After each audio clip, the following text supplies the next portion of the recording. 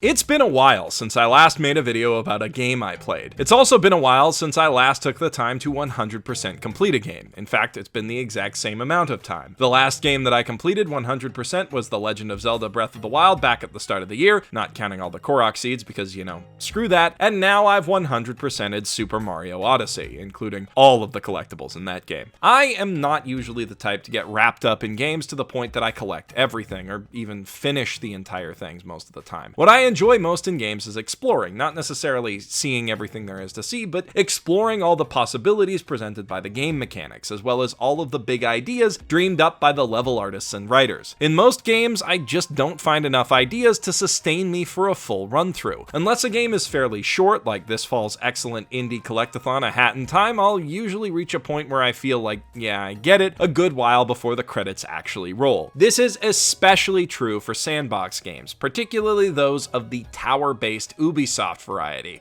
Games with a big open map full of copy-pasted side activities that you unlock piece by piece by completing one semi-repetitive central mission, either storming a stronghold or climbing a thing. I finished Assassin's Creed 2 back in the day, and I hold it as one of the best examples of pacing in an open world ever, but aside from differing gameplay mechanics, if you've seen one of those games, you've really seen them all. And I just can't bring myself to finish the average Far Cry or Ass Creed game anymore. Yet, The Legend of Zelda Breath of the Wild, a game with a huge world full of towers that you need to climb in order to unlock parts of the map, had me hooked from beginning to end. And that, I think, comes down to the way that Nintendo designs a sandbox. A design philosophy that works equally well for Zelda and Mario. All it took was a change in perspective to make a tired gameplay trope feel fresh and new. I mean that literally. A huge reason that it feels so fun to hunt down all of Zelda's shrines rather than feeling like a chore like an Ubi sandbox is the differing perspective that we as players have on the different games' worlds. Ubi sandboxes have beautiful, lush scenery, but you don't really play in those environments, you play in the mini-map. Climbing a tower in Assassin's Creed reveals dozens of objective markers that you have to hunt down and check off one at a time. So many that you're bound to miss something if you aren't constantly checking the map for what's around you. The only markers that appear on Breath of the Wild's map, meanwhile, are the ones you place there yourself. Climbing towers does help to reveal objects, but only in that being high up allows you to spot shrines and other points of interest from a distance. It's up to you to survey every environment with your spyglass, mark potential secrets, and make your way to them through the world. And even when you're heading to one of your self-placed minimap markers, you need to constantly pay attention to the world around you, because there could easily be a shrine hidden around the next bend, or under a suspicious-looking boulder that you just couldn't see from the tower, or an ambush of enemies waiting for you. The game world constantly demands your attention, which naturally means that you're paying enough attention to notice beautiful scenery and cool little details that you might miss in an Ubi sandbox. This is true even of the memories, cutscenes that you can unlock by finding specific locations shown in a photo. Even with location hints from an artist who you can find wandering Hyrule, tracking down all of the memories is tricky, requiring that you pay close attention to the geography of the game's massive world, triangulating each location using surrounding landmarks. It makes you feel like a real adventurer, exploring and charting the wilderness and finding your way based on an incomplete map. It's truly immersive. Mario Odyssey has a similar system for rewarding observant players in its hint paintings, which can be found in every world, pointing to an interesting piece of level geometry in a different world entirely. And then there's the Korok seeds, minor collectibles used to upgrade your item pouch that are literally everywhere. With 900 total Korok seeds in the game, you are not supposed to collect anywhere near all of them, though you totally can, and you're rewarded with a golden lump of poop for your troubles. Instead, there are so many that no matter where you go in the game's vast open world, your exploration and curiosity is always rewarded with something that's useful to you. Nintendo has taken a similar approach in designing the 14 worlds of Super Mario Odyssey. There are no towers in the game per se, but levels do contain flying binoculars that you can possess with Cappy and use to survey the world for collectibles. And there are a lot of collectibles to find. The game's primary objective, Power Moons, are littered throughout each world in almost every remotely interesting looking location. There are 880 moons in total, almost as many as there are seeds in Zelda, so if you see something and think to yourself, I want to climb that, or I wonder if I can interact with that, you are almost always rewarded for your trouble with currency for progression. Speaking of currency, this is a Mario Mario games, so of course the worlds are stuffed to bursting with coins, but their functions have changed a little. There are now regular gold coins, which you can use to purchase costumes and souvenirs from any shop in the game, and special regional purple coins that allow you to buy costumes and souvenirs exclusive to each world. There are either 50 or 100 of these coins in every one of the game's levels, strewn about in groups of 2 to 4, which means you really only need to find 30 or so in each world. They further encourage you to watch your surroundings and go off the beaten path, and looking for them can often lead you to power moons or vice versa. Interestingly, the color palette of the coins is never used in any of the environments, and the moons are always a contrasting color to the environment they're in, so they're very easy to spot. The purple coins provide a nice sense of immediate reward for exploration. Every 5 or so stashes you find is enough to unlock a souvenir or costume piece, while the power moons give you a long-term goal to work towards, acting as a barometer of sorts for your overall progression. Part of me wants to liken power moons to Korok seeds, but there's a huge difference. The designers of Mario Odyssey actually intended for hardcore players to grab every last power moon. Despite the fact that they're so numerous, almost every single power moon in Mario Odyssey feels rewarding to collect, whether you earned it simply by climbing up somewhere, or by solving a puzzle, or by beating one of the seemingly impossible endgame challenges. There's this great curve that makes the first few hundred power moons feel like neat little rewards for small tasks, while toward the end game, every one you acquire makes it feel like you accomplished something spectacular. The only exceptions to this are the volleyball and jump rope moons, which serve as a stark warning to would-be game designers to never tie progression or even completion to shitty minigames, although I will admit that the racing minigames are all pretty fun, including the one with the RC car. But that is far from the only thing a designer can learn from Mario Odyssey, or Breath of the Wild for that matter. The way that both games hide rewards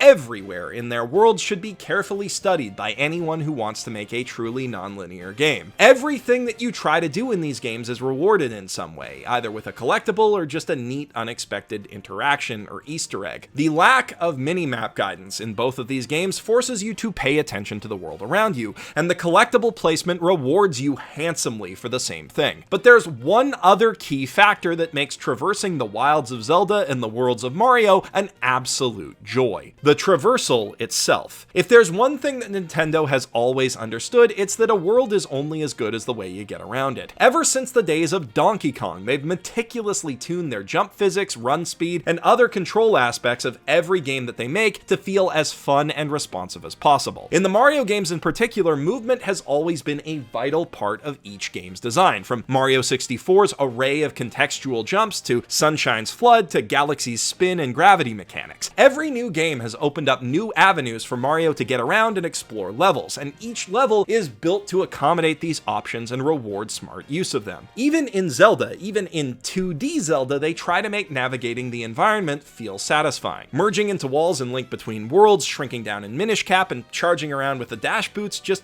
feels good, you know? And in 3D, riding around on horseback, zipping around with the hookshot, and rolling around in combat are all a lot of fun. Twilight Princess, restrictive and scripted though it may be, was still a ton of fun to navigate with tools like the spinning top and double claw shots. But with both Mario Odyssey and Breath of the Wild, Nintendo has really outdone themselves, albeit in vastly different ways. Odyssey is all about mastery of a limited set of abilities. Mario can jump, obviously, run, crouch, and throw his hat. Everything else that he can do in the game works by combining these skills, each of which has its own assigned input, in intuitive ways. You run by tilting the control stick, jump with A or B, crouch with R, and throw Cappy with Y or X. If you run forward, then move back and jump, Mario will do a backflip, just like in Mario 64. In fact, a lot of Odyssey's movement options work just like in 64, including triple jumps and wall jumps. If you jump and crouch, Mario will do a ground pound. If you crouch and then throw Cappy, Mario will dive forward and roll. And if you throw Cappy, hold the button, and run onto him, he'll bounce Mario into the air. All pretty simple so far, right? But that's just the 2-button combos. You can string together actions almost infinitely, giving Mario a wider range of motion than he's ever had before, with a much higher skill ceiling than using something like Flood or Galaxy's Spin. As an example, against a wall, you can jump, then ground pound, then jump again for extra height, and at the top of that jump, you can throw Cappy, then crouch and dive to jump onto him, holding the Y button after you dive so that it stays floating in order to bounce higher. From there, you can then wall jump, throw Cappy back at the wall to reorient yourself, and finally dive one more time to get on top of the wall. Or to cross a huge gap, you can run and either crouch or roll into a long jump, then throw Cappy and dive onto him, then throw him and dive one more time. Platform setups that would have been impossible in past Mario games are now easily traversable, but the levels are designed so that you never need to use this advanced tech to get anywhere. It just allows skilled players to create cool shortcuts, at least until the very end of the game, when many of those advanced options are required to complete the hardest levels, or race Koopas who can only be efficiently beaten by finding alternate level routes. The endgame difficulty curve, especially on the dark and darker sides of the moon, basically gets you to a point where you're ready to speedrun the game, which is about the only thing you have left to do after you collect all the moons. It's very smart design, but I'm getting a bit off topic. But, of course, you're not just limited to Mario's moveset. Cappy allows you to take control of almost every enemy in the game, as well as NPCs, and take advantage of their unique movesets, from Bullet Bills flying around, to Hammer Brothers with their incessant hopping, to flying Paragoombas, to those weird little seed things with extending legs, and, of course, the old stalwart Yoshi. Many of these are simply confined to small bits of the levels, but a few have movement mechanics deep enough that you could build whole games around them, and I could easily write a whole video about them, but we're already pushing the length of this one. I bring them up mainly to point out that almost all of them are completely optional. You can beat the entire game almost exclusively using Mario's core moveset and a few glitches. And of course, people have already done that. In fact, there are multiple YouTube channels built entirely around exploring the possibilities of Mario's moveset in this game, something we really haven't seen since Mario 64 and Ocarina of Time. Nintendo took both normal gameplay and advanced sequence-breaking mechanics into account when placing